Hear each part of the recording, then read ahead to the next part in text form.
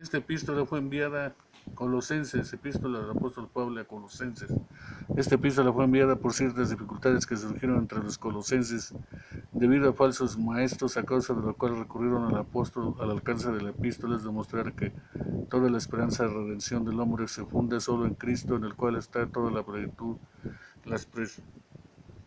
toda suficiencia abierta a los colosenses contra las artimañas maestros judaizantes y de los maestros judaizantes y contra las nociones de sabiduría carnal, invenciones y tradiciones humanas que no armonizan con la confianza total en Cristo. El apóstol usa los dos primeros capítulos para decirles que deben creer y en los dos últimos que deben hacer la doctrina de la fe y los preceptos de la vida para salvación.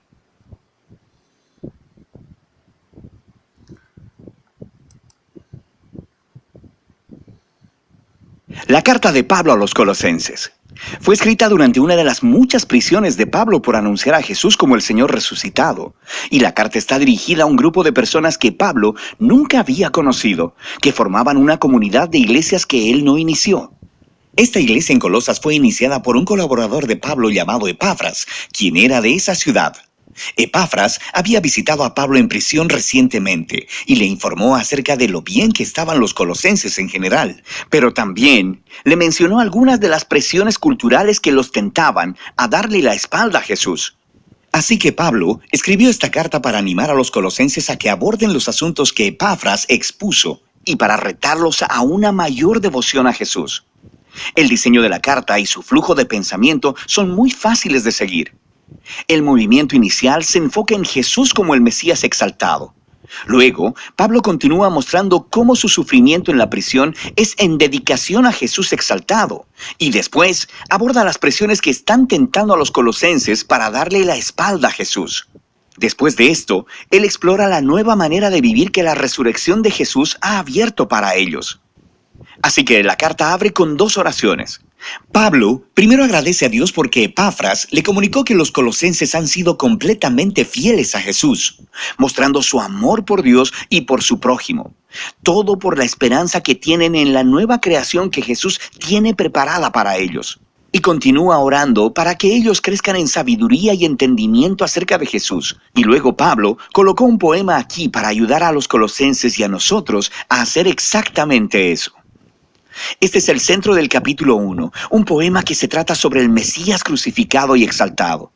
Tiene dos versos paralelos y está lleno del lenguaje y las figuras de los libros de Génesis, Éxodo, Salmos y Proverbios. El primer verso explora cómo Jesús es la verdadera imagen de Dios. En él, todo el carácter y el propósito de Dios están encarnados en un ser humano. Él es el primogénito, una frase del Antiguo Testamento que expresa la estatura real de Jesús sobre toda la creación. Él comparte su identidad misma con el único Dios verdadero y creador, y a través de él toda la realidad ha sido creada, todos los poderes y autoridades, espirituales y humanas. Es en Jesús el Mesías que descubrimos al mismísimo autor y rey de la creación. Así que en el segundo verso descubrimos que Él es también el que está produciendo una nueva creación. Él es la cabeza de un nuevo cuerpo, lo que se refiere al pueblo de Jesús, la nueva humanidad de la cual su resurrección misma es un prototipo. En Él mora la presencia gloriosa de Dios manifestada en el templo. Así que es a través de la muerte y resurrección de Jesús que Dios ha reconciliado consigo mismo a la humanidad, a todos los poderes espirituales, a toda la creación. Este es un poema asombroso y Pablo continuará refiriéndose a él en el desarrollo de la carta. Así que primero nos muestra cómo la verdad de este poema transforma su propia experiencia de sufrir en prisión. Él está siendo castigado por anunciar al mundo griego y romano que Jesús es el Señor y el Rey resucitado. Así que su sufrimiento, piensa él, no es una señal de derrota. En realidad es su manera de participar en el mismísimo sufrimiento de Jesús, realizado como un acto de amor. Y así, sus dificultades en realidad son una causa de gozo.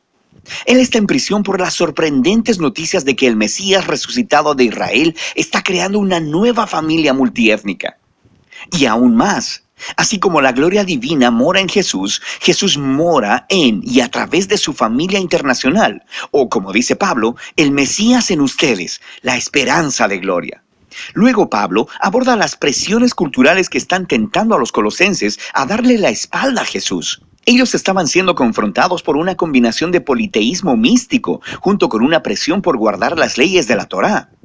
Todos estos nuevos cristianos habían crecido adorando a los varios dioses griegos y romanos que gobernaban las diferentes arenas de la vida humana, y muchos de ellos simplemente concluyeron que Jesús era una deidad más a la que podían adorar.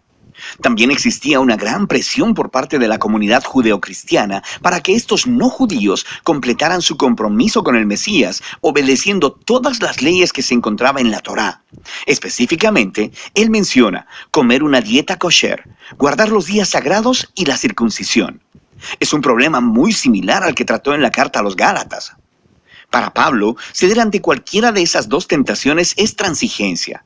Es fallar en entender quién Jesús realmente es y lo que Él hizo a su favor. Los colosenses solían vivir con miedo de los poderes espirituales y espíritus elementales, como Pablo los llama. Pero Jesús venció sobre estos con su muerte y resurrección. Él liberó a los colosenses de cualquier obligación hacia ellos, de la misma manera en que Jesús cumplió a nuestro favor todas las leyes de la Torá, las cuales, de todos modos, nunca tuvieron el poder de transformar el corazón humano egoísta. Y entonces, en función de lo que Jesús hizo en su vida, muerte y resurrección, no les falta nada. No necesita ser complementado con obediencia a las leyes. De cualquier forma, Él es la realidad a la que todas las leyes de la Torá apuntaban. En lugar de las leyes, los seguidores de Jesús tienen el poder de ser transformados por su resurrección, y eso es lo que Pablo continúa explorando. Seguir a Jesús significa unirse a su nueva humanidad, porque ahora sus vidas han sido unidas a la vida resucitada de Jesús. Y esta es la razón por la que Pablo reta a los colosenses a poner sus mentes en las cosas de arriba, donde está sentado el Mesías a la diestra de Dios. Ahora, Pablo aquí no quiere decir piensen sobre cómo algún día van a dejar la tierra e ir al cielo.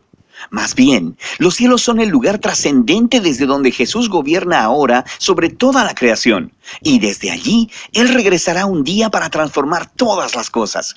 O, como dice Pablo, cuando el Mesías, que es vuestra vida, sea revelado, ustedes también serán revelados con Él en gloria. De manera que Pablo los reta a vivir en el presente como la nueva clase de humanos en los que un día se convertirán. Él usa la imagen de la vieja humanidad de ellos, caracterizada por una sexualidad distorsionada y una manera destructiva de hablar. Para los cristianos, esa humanidad murió con Jesús y ha sido reemplazada por la humanidad nueva de Jesús, la cual se caracteriza por la misericordia y la generosidad, por el perdón y el amor. Y esta humanidad trasciende las fronteras étnicas y sociales de nuestro mundo para crear, en las palabras de Pablo, un pueblo donde no hay griego ni judío, circunciso o incircunciso, esclavo o libre, sino que el Mesías es todo y en todos. Luego Pablo se pone muy práctico y le muestra a los colosenses cómo esta nueva humanidad podría lucir en el hogar romano del primer siglo, el cual era una institución realmente autoritaria, donde el patriarca tenía el poder sobre la vida y la muerte de su esposa, hijos y esclavos. Pero así no debía ser en el hogar cristiano. Aquí, el Jesús resucitado es el verdadero Señor. Así que en el Señor, la esposa le permite a su esposo hacerse responsable de ella, y el esposo está sujeto a Jesús al amar a su esposa y poner el bienestar de ella delante del suyo. En un hogar donde Jesús es Señor, los niños no son objetos, sino que son guiados a la madurez y al respeto, y los padres deben criar a los niños con paciencia y entendimiento. Los cristianos que son esclavos deben honrar a sus amos humanos, precisamente porque ellos no son el verdadero amo, sino Jesús. Y los cristianos que tienen esclavos deben entender que este esclavo no es su propiedad, sino más bien un compañero del cuerpo de Cristo que debe ser honrado y recibido en amor. Y aquí Pablo está caminando en una línea muy delgada. Él está moldeando la institución romana más básica alrededor de Jesús, quien gobierna el mundo con su amor sacrificial. Así que, aunque Pablo no abolió la estructura del hogar como tal, el Mesías exaltado demanda que ella sea transformada hasta el punto de ser casi irreconocible para cualquier romano que viva en Colosas. Puedes ver esto más claramente en la conclusión de la carta. Después de una petición de oración, Pablo aplica estas instrucciones sobre los amos y esclavos cristianos, y descubrimos que Tíquico es el que llevará y leerá esta carta a los colosenses. Y él está acompañado de un tal Onésimo, quien era un ex esclavo de un cristiano colosense llamado Filemón. Y descubrimos de otra carta dirigida a Filemón que Onésimo había escapado de su amo. Este era un crimen digno de prisión. Pero Pablo pide a toda la iglesia que reciba a Onésimo como un hermano fiel y amado en el Señor. Y luego, en la carta a Filemón, Pablo dice que él debe recibir a Onésimo ya no como un esclavo, sino como a un hermano. Eso sí que es terminar una carta con un impactante golpe. Así que, en la carta a los colosenses, Pablo nos está invitando a ver que ninguna parte de la existencia humana está fuera del alcance del gobierno amoroso y liberador del Jesús resucitado. Nuestro sufrimiento, nuestra tentación a ceder, nuestro carácter moral, la dinámica del poder en nuestros hogares, todo debe ser reexaminado y transformado. Somos invitados a vivir en el presente como si la nueva creación hubiera llegado cuando Jesús se levantó de los muertos. Y de eso se trata la carta a los colosenses.